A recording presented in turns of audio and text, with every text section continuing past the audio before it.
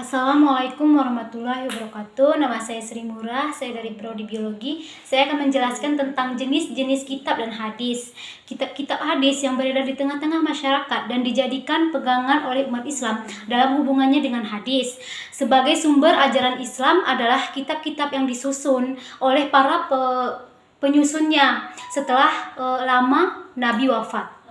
Namun perlu diketahui terlebih dahulu, kita harus benar-benar mengerti tentang hadis berbagai aspeknya.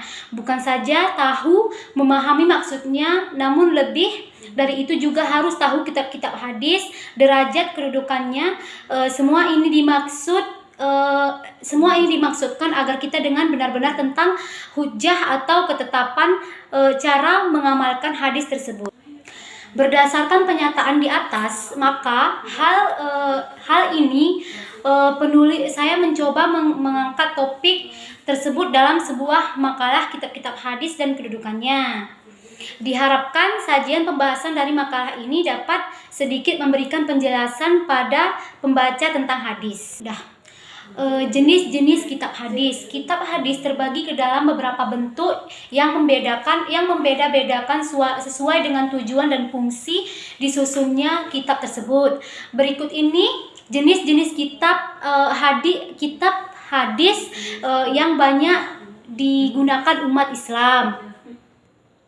Salah satunya adalah kitab jami atau jawami. Kitab jami adalah kitab yang menghimpun hadis-hadis yang berkenan dengan bidang akidah, hukum, adab, tafsir, tarik, dan sejarah hidup. Kitab as-sunnah atau al-ahkam. Kitab sunan adalah kitab hadis yang disusun berdasarkan sistematika pembahasan fikih yang bermula pada bab taharah, salat, dan seterusnya. 3. Kitab masanid atau mushad.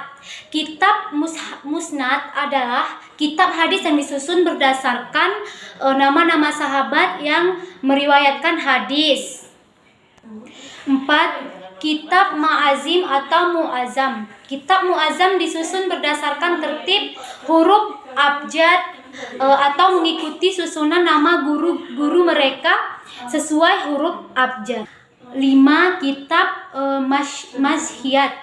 Kitab masyhiyat adalah kitab yang berisi hadis-hadis yang dikumpulkan seorang syekh sendiri yang mengumpulkan hadis-hadis tersebut maupun orang lain. B. Tingkat-tingkat kitab hadis. Kita mewarisi banyak sekali kitab hadis, sebagai diantaranya kepada kitab, sebagian yang lainnya tidak. Sebagian besar kitab-kitab tertentu justru tersimpan di perpustakaan-perpustakaan dunia. Itulah warisan peninggalan Islam yang agung yang akan tetap dipelihara oleh para ulama dan cendekiawan muslim.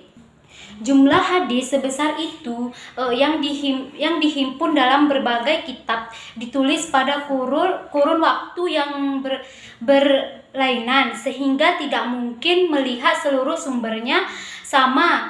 Dengan kata lain, tidak mungkin kalau berbagai sumber hadis yang beragam tersebut memiliki satu tingkatan yang sama. C. Beberapa kitab riwayat dan mushad yang penting. 1. Kitab-kitab sahih mencakup kitab-kitab 6 milik Al-Bukhari, Muslim, Abu Dawud, Tirmizi, An-Nasa, dan Ibnu Majah. Tentang Ibnu Majah, para ulama memperselisihkan. Nah, keenam kitab tersebut dinamakan sihah atau koleksi yang sahih-sahih.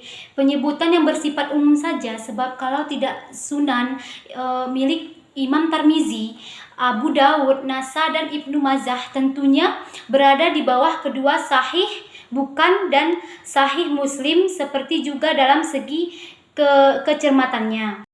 2. Kitab-kitab musnad. Hadis-hadis dalam kitab tersebut menyusun nama para sahabat berdasarkan senioritasnya dalam Islam atau berdasarkan faktor nasab atau keturunannya. Di antaranya musnad Imam Abu Dawud At-Tayalis wafat tahun 204 Hijriah yang seperti telah kami sebutkan adalah penulis pertama musnad. Juga masnadnya Bakhi bin Muhlid yang wafatnya tahun 2096 Hijriah. Jadi kesimpulannya adalah beberapa kitab riwayat musnad yang penting. Banyak sekali ragam kitab hadis sebagaimana jumlah tabaqatnya. Di antaranya kitab-kitab sahih, al-jawami, musnad, muazzam, mustadrak, dan muhtarazat. Mungkin ini saja yang dapat saya sampaikan. Lebih dan kurang saya mohon maaf. Billahi taufiq wal hidayah. Assalamualaikum warahmatullahi wabarakatuh.